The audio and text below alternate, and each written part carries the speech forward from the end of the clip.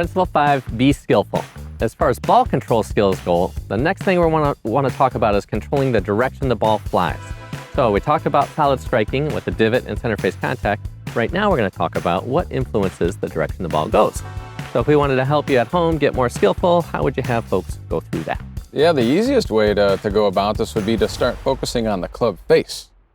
So the club face actually determines where your ball starts. Sorry, it's a little bit muddy. So if your club face is closed or pointed to the left, the ball will start to the left. If the club face is open or pointed to the right, the ball's going to start to the right. If the face is square or pointed at the target, that ball's going to start straight. It doesn't mean that's where it's going to end up. That just means where it's going to start. So what we have to do here initially is start to run some experiments with the club face and figure out maybe what you need to do at home to start controlling the direction of your golf ball. There you go. So we know for a fact the reason the ball starts to the left is because the club face is to the left. You got it. And then it starts to the right because the face is pointing to the right. Yep. Now, when we go through this, there's a lot of different ways to control the club face, and there's no one right way. There's a lot of different ways. What you have to figure out is, with knowing those rules, face here, ball goes there, face the other way, ball goes the other way, is what helps you the most. So we definitely want to start with the club face first, as Ben had said. Where would you start if we wanted to talk about the club face? Where would you have them start? Experimentation. So very similar to what we did with the divot and center face contact. So what we're going to do is we're going to run experiments to see what happens when. So per the book, it states you're going to basically try to get the club face slightly open, moderately open, severely open, slightly closed, moderately closed, severely closed, and you're just going to observe what happens. So don't be alarmed if maybe you're trying to get the club face moderately closed and the ball just keeps going straight, or the ball starts going where you want it to. That's okay. It doesn't mean that you got it wrong. You just uncovered what you need to do to be successful on that day. To control the direction of the ball. Yep, you got it. Being more skillful at moving the club face around. Yep. Yes, that is really the art of the deal. You can control that club face. You will be shocked what that will do for your golf game. All right, so when you say slight, moderate, severe, how would you go about doing that? And when should they do this? Earlier in the swing, later in the swing? Whenever the hell you want. That's the beauty of it, right? So it doesn't really matter to us when you're trying to do this in the swing, but let's maybe shed some light on a few ideas that you could use at home, right? So I think in our world, everybody always talks about how you have to hold the club a certain way, right? Mm-hmm. Yep. And that there's a perfect grip out there. Well, we don't necessarily agree with that. We would say there's a perfect grip out there for you, but it might not match somebody else's, right? So the grip is ultimately going to influence what the face does at impact. So if I rotate my hands leftward on this grip, that makes the club face go more rightward at impact. If I rotate both of my hands to the right on the grip, that's going to make the club face go more left at impact. And then there's all this in-between area. So playing around with your grip is one way that you can either open or close the club face at impact. Yeah. So what's another way you got? Well, I tell you what, before we get on to the next way, I'm going to show you. So George, if you come over here, Ben, put your hands on there severely to your right, or strong grip. So check this out. So when you swing the club freely in a circle around you and centrifugal force pulls outward, so I'm going to pull on this. George, if you come over here, you'll be able to see which way this club face goes. So Ben has his hands rotated well to the right, and centrifugal force is going to pull outward. The face goes left. So that's why the grip influences the club face. Now he's moved his hands way over to the right, and I pull outward a little bit, and then the face goes wide open. So if you're not getting directional control of your ball, you could start with the grip and just understand why that influences it versus focus on getting the right one. Because like Ben had said, there is no one grip for everybody. Everybody moves differently, so on and so forth. So having said that, after you experiment and explore the grip, slight, moderate, severe, more to your right, more to your left, you'll find out which one's going to help you. Secondly, after that, where I would go is, Ben, if you hold that club out in front of you like this, and I were to ask you from there to open the face more, whoop, the face goes open. And then every time we do this with folks that come to see us at B Golf, they all do the same thing. People know how to open the face. You don't have to tell them. Now close the face. So kind of like a windshield wiper. So you can open it more, close it more. So experiencing this through the motion, yeah? Yeah, and just like we talked about before, it doesn't matter when you do it. So, if you want to feel that happening as you initiate the downswing or somewhere near impact, it doesn't matter to us. Play around with both and just see what happens. Yeah, so just opening the face more and closing the face more through the motion. You could do it sooner, you could do it later. Find out what works for you you're going to have to understand how that club face controls the direction that ball starts, yeah? Yeah, yeah. Very good. So we have the grip you could play with. Yep. Opening it more, closing it more. What's a third way you could talk about? This next way is a little bit more dangerous, but it's going to influence the club face a whole bunch, okay?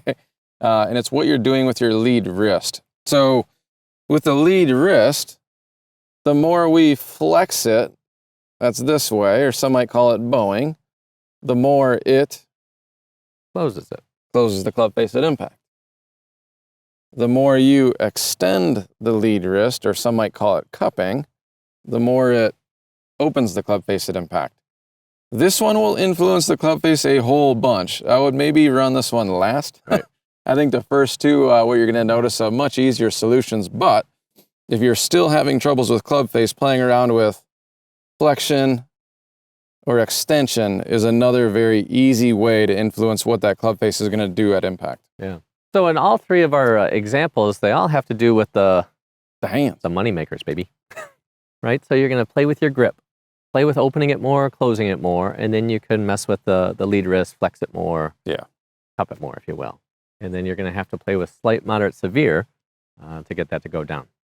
Having said that, there is one more way that we could play with this, and it's just trying to get the ball to do something. So how many times at B-Golf have you seen people come in and you just try to get them to start more left, and all of a sudden the ball goes left? Yeah. They're not really focused on the swing as much as just the intention of what to do with the direction. ball. Yeah. Yep. All right, so you got a ball here. We're on the golf course. It's a beautiful morning. Which one do you want to try first? Let's just go ahead and start with closed. So I'm just going to try to get the club face slightly closed, and I'm going to do it through sensing the face rotate or sensing my hands rotate. All right, very good. So committing to one thing is just sensing the club face or your hands rotate, Sensing the club face rotate, yep.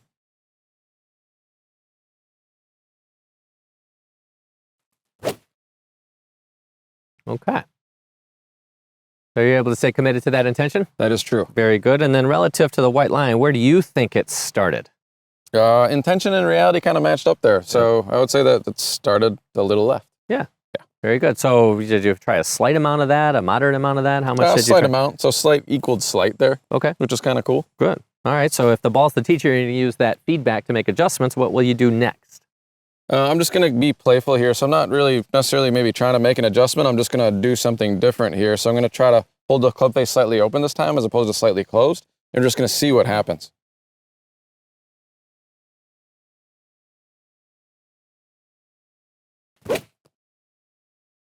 Aha. And you're able One to slightly right. Yeah, pretty much. How about that? So now on this next one, go somewhere, back to the Goldilocks training, somewhere in between, or what you feel like is just right. So just so you know, my in-between here, I'm just going to swing it freely. So I'm just going to not try to control the face, because when I tried to go open, it went right. When I try to go close, it went left. So now I'm just going to let this thing go and see what happens.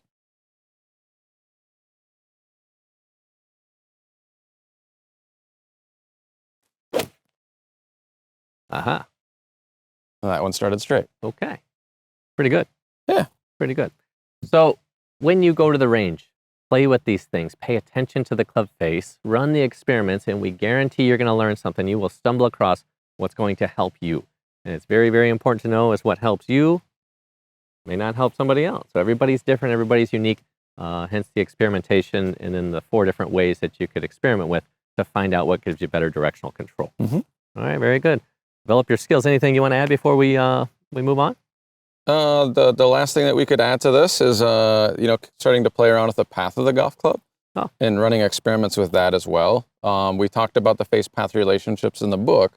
So continuing to understand those and actually playing around with the direction of the swing is going to influence the direction of the golf ball a significant amount as well. So face first. Yeah, always face first. And then the path. Yeah. And then the path. One thing Chad and I will always tell you is if you never messed with the path, you'll be fine.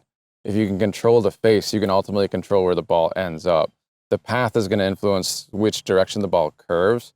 But if you're looking to hit the Staples easy button, just stick with the face. Yes. Well, so since we're out here, show us as far as the club path. Mm-hmm. And then if somebody did need to shift the path, what would you have them do? Have them play around with different directions in the swing, right? Okay. So Chad, if you could just hold on to that for a second.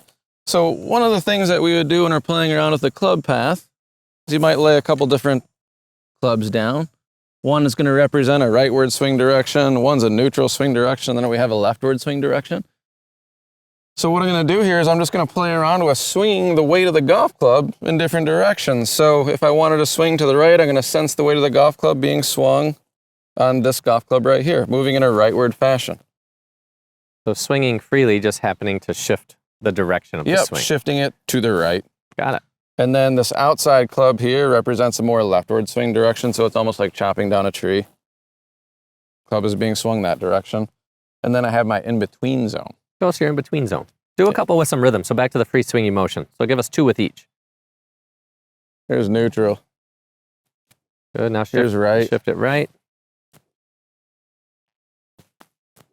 Here's left.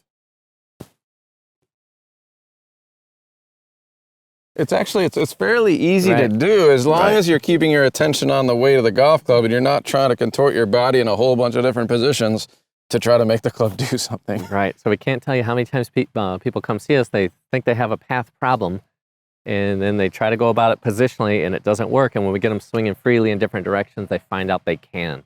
So back to being adaptable, being skillful. It's as simple as swinging the weight in some different directions, and that's as far as the path goes. Yep.